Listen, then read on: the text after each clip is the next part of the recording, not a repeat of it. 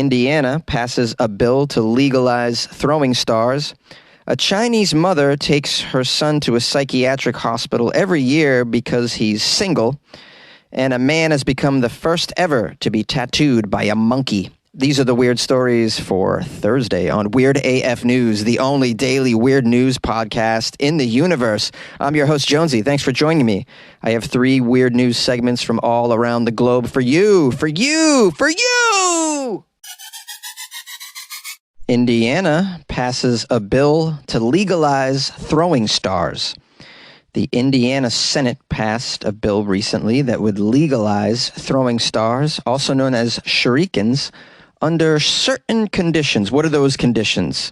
If samurai invade the land, throwing stars are currently illegal in Indiana and many other states for that matter. I know my home state of Massachusetts does not allow these ninja stars. I always wanted a ninja star as a child, was not allowed to have one. This is a bill that was introduced by State Senator Linda Rogers. Linda's a big fan of the ninjas, I think. She probably went as a ninja last Halloween and discovered she wasn't allowed to carry a throwing star legally. She wants to lift this ban for recreational use. Recreational use of the ninja stars. Star throwing is allowed in other states, it says, where it's sometimes found at axe-throwing businesses. Axe-throwing businesses? You mean axe-throwing bars? This is a new phenomenon. The past couple of years, axe-throwing bars are a thing. And I'd imagine there are axe-throwing first dates. That's not my kind of first date. If you're good with a large blade, I don't think I want to know that. I like the idea of going to an axe-throwing bar with my friends and then throwing, what I called Chinese stars as a child. I'm sure that that's not an acceptable phrase any longer. Ninja stars, throwing stars, shurikens. I would love to go throw those at a bar. What could possibly go wrong? Vodka soda and throwing stars? I can't see this equation leading to anything but fun. No blood on the carpet. I don't think so. Now we have Linda, the senator in Indiana, who's very busy with doing very helpful things for the community. Hey guys, we need to tackle some of the local issues, such as why can't people throw ninja stars? That seems strange. What about all the shootings? We'll get to that. Meanwhile, I'd like to throw some stars. It's Senate Bill number 77, and it actually came from a constituent in the area who owns a putt-putt golf course called Ninja Golf in Indianapolis. Nearly everyone that Linda spoke with said to her, hey, if we can throw axes, we can certainly throw throwing stars. And Linda was like, you know what? You're right. I'm going to head back to my constituents and make this a goal for us this year to pass this. Of course, there are some people that are against this bill. They say that additional safety measures need to be considered because a throwing star is much different from an axe. Here's a quote from someone named Richard Deschain, who owns Ragnarok Axe Throwing LLC in Indianapolis. So this guy's pro throwing axes, but really not pro throwing stars. He says, these throwing stars are actually double-edged swords. A throwing star has blades that can be bent and hooked over, which can increase someone's odds of getting cut. I would say the easiest way for us to have any kind of solution is to require a layered Kevlar glove to be worn when anyone is throwing any other object, such as a throwing star. Well, I mean, this guy owns an axe-throwing business, and he says it's dangerous to throw these stars. Maybe he's just trying to reduce competition because there may be throwing star bars that open up in the area, and then maybe not so many people will go to his axe-throwing bars. But he needs to not be so short-sighted, this guy Richard. He should adopt throwing stars into his axe-throwing business as well and maybe double his income. He should consider anyways. This bill does include restrictions, it says. Star throwing would only be permitted at certain businesses, and children ages 12 to 17 could only throw them with the parents' written permission. There are also requirements for fencing between throwing lanes. Yeah, there should be fencing between throwing lanes if you're throwing stars, even axes. I don't know, I've never been to an axe-throwing bar. Isn't there a fence or a barrier between the throwing lanes? I mean, this isn't bowling. I, for one, don't want to find myself having a good old time at a bachelor party at one of these throwing star bars, and then I get hit in the left butt cheek by a rogue star that was thrown from a child 2 lanes over. Can't have that. Now, the throwing star proposal in Indiana passed the state Senate on a vote of 48-1. A lot of people, big fans of the ninja stars. One person's like, "No, I'm not into the ninjas. I'm more a samurai fan." This bill's going to head to the House in Indiana next for consideration. We'll see if they're big ninja fans. I thought this throwing star was included in the Constitution. There's a clause in there. It states, to maintain a well-regulated ninja clan as necessary for dojo security, we heretofore have the right to keep and bear throwing stars, and this right shall never be infringed. Every year, a single man in China is brought to the psychiatric hospital by his mother. A 38-year-old man is taken for a checkup at a psychiatric hospital in China. His mother does this every Lunar New Year, and it's because he is single. A video of this man was reported on by the media, and it's gone viral and provoked a very lively debate about the pressure to marry on mainland China. In the clip, which has been viewed more than 5 million times, the man named Wang says that he has never brought a girlfriend home during the Lunar New Year. I guess that's a sign of psychiatric debilitation? Is that something wrong with you? His mother believes he has something wrong with him. She believes there's something wrong in his head, specifically. That's why she takes him to a psychiatric doctor every Lunar New Year. The bizarre diagnosis has meant that since 2020, his family has developed a very strange tradition. Following each Lunar New Year holiday, his mother takes him to see a shrink. On February 4th, Wang was once again taken by his mother to the Henan Provincial Psychiatric Hospital. This time, however, the doctor told the mother that her son was not ill at all, but that it was she who has a problem, as she had developed the mental disorder of, quote, forcing her son to marry.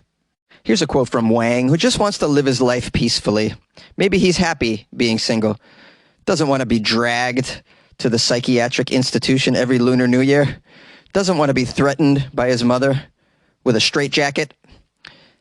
Wang says, I should not be identified as an unmarried person. I am just very busy. I haven't met the right person. My mother can't sleep because I don't get married, so I feel quite upset about it. I go along with my mother's strange hospital fascination just to reassure her. Now, Wang is sort of famous in his rural hometown. He is known as the super old single man. He's only 38, bro. Super old single man. You're in your prime, Wang. Don't listen to them.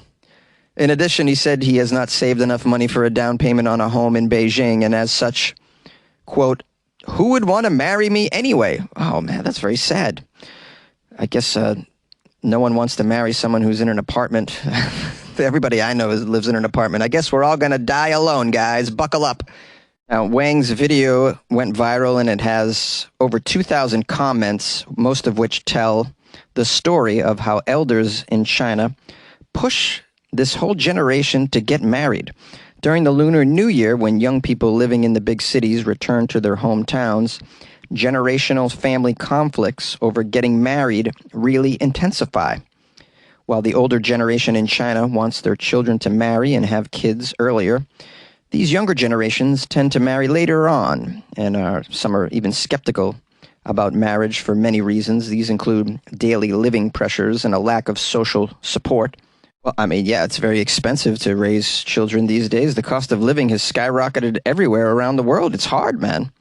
And by the way, if I remember correctly, wasn't China limiting people to just one child for a long time? So there's probably a lack of women hanging around that are about Wang's age, I'd imagine. They were all chucked in dumpsters, from my understanding. So this is what you get. Silly people. It says, in addition, in many less developed areas, the practice of bride price, in which the groom's family is required to pay a sum of money to the bride's family to obtain their permission to marry, still persists. You mean a dowry? Isn't that what they call it? A dowry. I remember reading about it in Dickens novels, I think. Now, I know China in general is freaking out about population dwindling because there are fewer people marrying, fewer people are having children. And Elon Musk recently expressed his concern with the lowering of the population. But bro, there's 8 billion. I mean, if we drop by a billion, it's not a big deal. Robots are going to take our jobs anyways within 25 years. So I don't know what you're complaining about. Well, let me ask my listeners, any of you felt the pressure to have children from your family? Have any of you put the pressure on your kids to have kids? I'm very fortunate in that my family has had a total hands-off approach, and I think they see the writing on the wall here. I'm just gonna hang out all alone in this closet and make you guys laugh. That's what I'm doing with my life here. No time for niños. Call my show, 646-450-2012. A man has become the first ever to be tattooed by a monkey. A Venezuelan artist and social media influencer recently generated some controversy online by allowing himself to be permanently tattooed by a very small monkey. This guy's name is Funky Matas. He's a Venezuelan social media influencer. He's no stranger to tattoos. In fact, he holds a Guinness record for the most signatures tattooed on his back. He has over 220 signatures tattooed on his back. He obviously doesn't give a damn about his skin. He's letting anybody sign his back, and he's letting a monkey tattoo him. His latest stunt can be described as quite unusual, even for him. And media has been reporting that the Venezuelan-born influencer trained a small monkey to handle a tattoo gun. It doesn't say how long it took him to train this small monkey to tattoo. He allowed himself to be tattooed by the monkey in what is considered a first-of-its-kind ever experiment. Funky Matas has a quote saying, "Well, the intention with this tattoo, bro, was to create the logo of the NFTs project that I started with my partner Andy, the F8 Club. And while the tattoo itself wasn't the best in terms of quality, the event was a fascinating look into the capabilities of these highly intelligent animals, brah."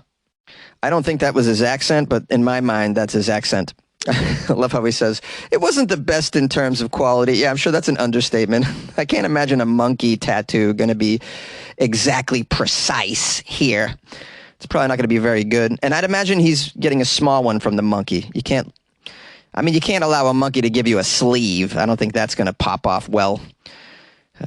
It sounds to me like this is more than anything a promotional stunt for some NFT project, which that right away makes me a little suspicious that this guy knows what the hell he's doing. I thought we've moved on from NFTs. We're still doing that? Okay. Now, as you can surmise, this unusual experiment by Funky Matas went viral soon after a video of the inking process was posted on social media. In the video, you can see the monkey tattooing it's his right leg, the upper part of his leg, and it's not very big. In the clip, you can see the monkey kind of being held upside down by another man. Looks like the other man's helping the monkey hold the tattoo gun as well, so there's some assistance here. It's not just the monkey, sitting there doing it alone. Now, some people say that Funky Matas should be applauded for pushing the boundaries of tattooing. I'm not sure about that. It sounds like he doesn't really give a damn who tattoos him or what is being tattooed. So as far as pushing boundaries goes, I don't know. I've seen people get drunk tattoos that really push the boundaries. I'm not sure about this. They're applauding him also for showing the world how intelligent monkeys really are. There were also those who accuse him of using the animal for attention. I'm wondering if PETA is aware of this. This sounds like something PETA would get on top of right away and accuse him of monkey slavery. That seems to be something that they would get on. Although the online influencer did in fact get plenty of attention for the stunt, he told the media all precautions were taken for this event, guaranteeing the safety of the monkey and all those involved in the event, including all sanitation measures as well.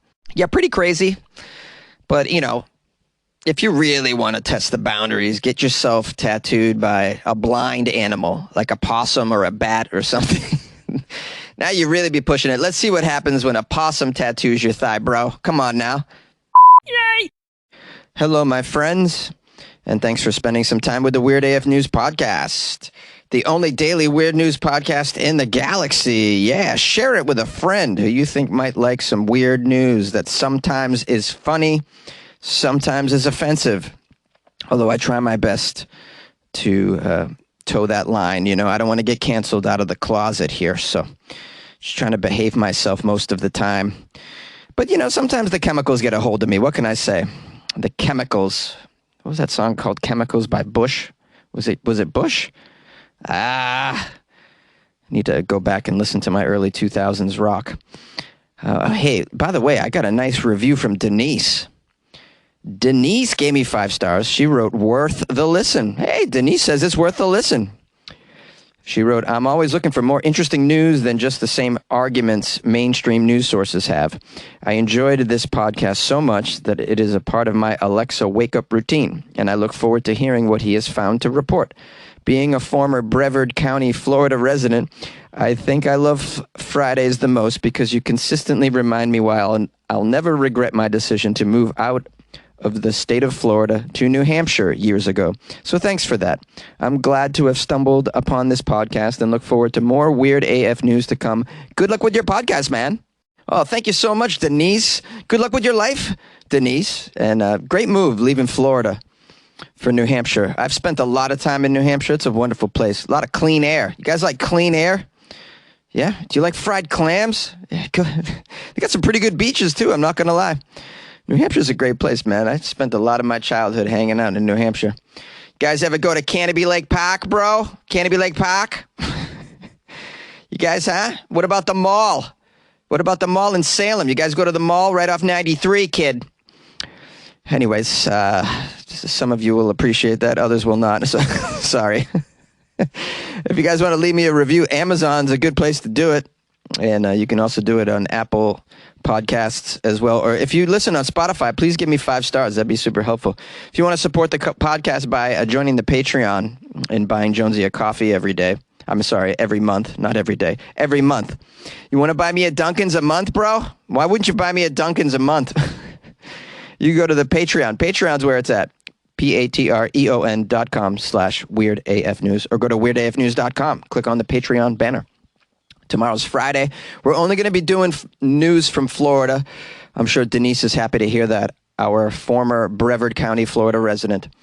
We're going to be doing Florida Friday tomorrow, guys. So send me articles from Florida if you come across them. My email's funnyjones@gmail.com. You can tweet them at me at funnyjones, and you can also DM me in Instagram at funnyjones as well. Looking forward to a nice Friday. We'll get some good Florida stories for you. Be good to yourself.